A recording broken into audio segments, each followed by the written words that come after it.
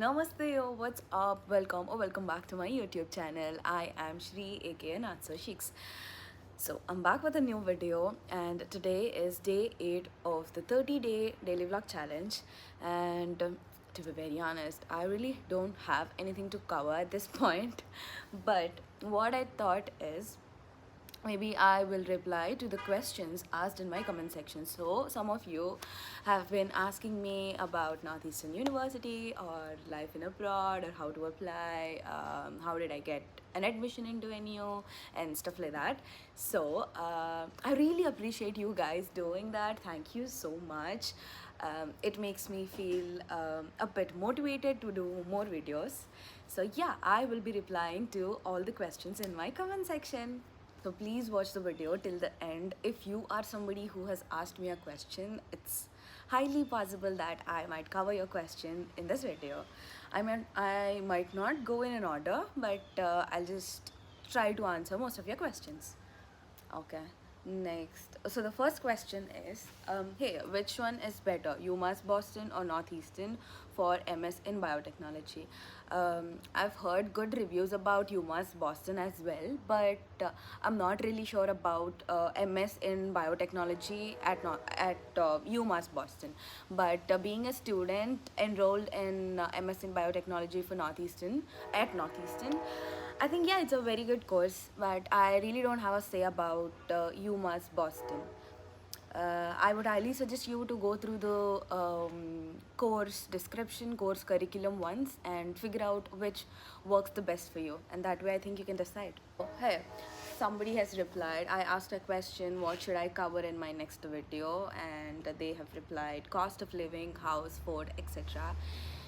So about that, cost of living highly depends on the city that you're living in. So if it's Boston, most of you already know that it's freaking expensive. But if it's some other city, like say, I mean, it depends highly on state to state. If you go towards east, so east coast, mostly it's expensive. Boston, New York, super expensive. And also even if you go towards west, Cali is also super expensive. But I think there are many cities and states, as in, like, you know, Texas, most of the Indians go there because it's pretty affordable. I mean, it's still costly compared to India, but it's still pretty affordable. But if I have to talk specifically about Boston, my living expenses will add up to somewhere in between $1,300 to $1,500 a month. So I mean, if you are somebody who's very keen about your expenses, you can try to manage around $1,000. But living in Boston, you cannot complete your monthly expenses below $1,000. So the next one is, hi, I'm planning for MS in biotech in USA in the Jan Intake, and I'm really considering Northeastern. So can you suggest me on what I should plan on? Like, have options on other university I should consider too. By the way, really liked your first day experience video. I highly appreciate you commenting on my video. But yeah, so if you're somebody planning to join MS in biotech and you're considering Northeastern University, it's actually a very good choice, I would say. And you've asked me if I should give you any other university options, right? So I really don't have a say about any other university. I have friends in some universities. So University at Buffalo is good. And yeah, there are multiple universities, but it just depends on, you know, what you want as a whole. So there are a lot of students who do not only look at university, what the university is offering. They also look at city, cost of living that they have to bear. And a lot of students also consider part times. If you are somebody who has a particular criteria for part-time, then I wouldn't say Northeastern, because landing up on campus in Northeastern is highly difficult. What are the odds? Very less. So yeah, but course-wise, it is a very good course, so you can definitely consider Northeastern University. So another question is, in US, which course is better to do? Masters in biotech or masters in data science? Okay, so I quite didn't get this question, to be very honest, because masters in biotech is an entirely different field from masters in data science.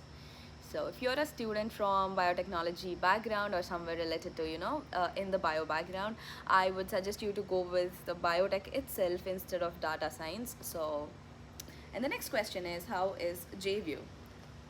I am not really a big fan of JView because I mean, like 8 to 10 people live in a house, and that's not what I prefer. But you can still try. The houses are pretty itself, but I think even 3 4 people live in a hall, so I just feel like there's no privacy at your house at all. That again, that's a personal preference. If you just want to cut down your expenses, you can still try JVU. Just want to ask, is temporary accommodation better? Also, in case someone takes temporary accommodation, is it tough to find permanent accommodation later on, or it is easy? Well, it depends on which month you are coming. So mostly people will be coming for either spring or fall. So if you're coming for spring, that would be mostly in December or the first week of January. But what I would say is, temporary accommodation for how many months are you looking for? That's the main question. So once you come in, you can take a temporary accommodation for like, let's say you came on Jan 8th. The Jan 8th to end of that month you can stay temporary, but after that I highly would suggest you to go on a permanent accommodation, whatever it is, even if you're living on lease, I mean staying on lease or off lease, because the entire shifting thing bugs your head once you are involved in your academics and stuff. Initially while settling up, it's okay, because when you come from India or any other country, it's just that we come with 3 suitcases and that's it. But once you come here, you'll be buying a lot of stuff, be it your shopping clothes or kitchen stuff, organizers, fans, वगैरह. There's a lot. So taking all of them and shifting every single month, that is very hectic. So I highly recommend just staying on permanent accommodation at least for 6 months. Can you suggest some livable areas or stops on Green Line? Brackets, affordability. Oh, I think I have to consider it. Affordability, accessibility, and security. Well, I made a video about finding accommodation in Boston. I think that video answers this question. Please check it out if you haven't already. Someone commented, if someone wants to prepare his or her interview from you, then what they have to do? Wait, I'm not a counselor. I'm just a normal student like you. So, yeah, I mean, you don't really have to prepare an interview from me, but you can still reach out to me on my, either my email or Instagram account. So that, I mean, DM me on Instagram as well, and I will see what I can help you with. I can give you some tips if you want. And hey, this is one of the common comment that I get. I'm planning to do masters in MS Biotech as well. Is there a chance for us to connect somewhere on social media? That would really be helpful. So, guys, instead of social media, I would recommend you to just drop an email to me. It can be it doesn't have to be formal, okay? It can be informal as well, but just drop an email, because that way everything is in one place, and I check my mails every day, unlike on Instagram. So yeah, so my email is notsocheeks@gmail.com. Please leave a message or whatever you want at my email, so that yes, we can connect and I'll be happy to help. When did your when did you get your passport back? How long did the visa status show approved? Okay, I got my passport back in a week along with my visa attached to it. I think I have booked a normal delivery, which is why it took a week. But if you have any time restrictions and if you want your visa at the earliest, you can choose express delivery. They will charge you few hundred rupees more, but yeah, if it's urgent for you, you can definitely go for that option. Can you please tell me how to speak naturally, as my speaking is quite scripted? Please make one video on this topic, because I've heard that officers reject if they felt that a student is cramped with all the answers. Yes, there could be a possibility if the visa officer gets an instinct that you have pre-prepared all of your answers. Instead, I will tell you what I usually do in most of my interviews, not just the visa interview, any sort of interview. This is my go-to tip. So you can expect few questions irrespective of whatever it is. Expect some questions as in, tell me about yourself for other interviews, not for visa interview, but yeah. So for pre-expected questions, I just make a bullet point, a note of things that I have to cover. So I don't make a script key. So I am Shri, I am pursuing this and that from. No, I do not make an entire thing. I just make bullet points key. Okay, I have to cover my education part, so and so, so and so, and then I have to talk about this, like, everything, all the things that you want to cover, just make them bullet points and memorize them in your mind. Do not make prepared answers. This will really help. I hope you try out. Request any of your friends to take mock interviews for you and try this.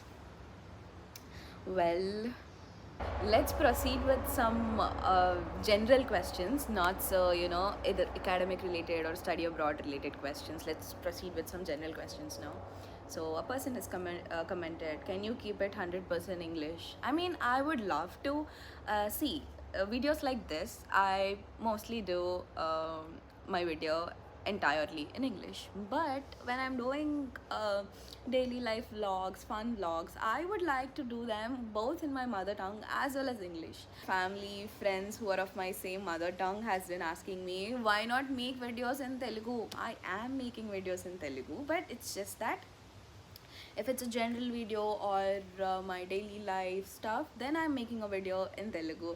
But if it's an informative video, it would be ideal if I talk in English. That way most of the people can understand. Can you make a video on how did you apply in NEU, the process and the requirements for masters in biotechnology? Sure, I would love to make that video anytime soon. Mostly in this 30-day challenge itself, I will try to cover that video. So please stay tuned to all the videos, check them regularly. Hi, can you do a Q&A session for FAQs? Much needed, please. Thank you so much, PK, for commenting this. So I was just going through YouTube 2 days ago, and then I came across your comment. That's when I thought, okay, I have to do one of the Q&A sessions, because it's been quite difficult for me to answer each of the comment individually, and it's gonna be a very huge paragraph. So instead I thought I'd make a video. Thank you so much for giving me that idea. So yeah, that's it with the questions, guys. I think I have covered most of them. It's just that for most of the comments, I reply in the comment section itself, but for very lengthy questions, I tried to cover them here. I hope you all watched it, and I think I have answered your questions well. But feel free to reach me out if I haven't clarified your doubts or questions. Yep, so that's pretty much it for today's video. Thank you so much for watching all the way till here. Also, like, share and subscribe. Stay tuned to Not So Chics. Thank you so much for watching.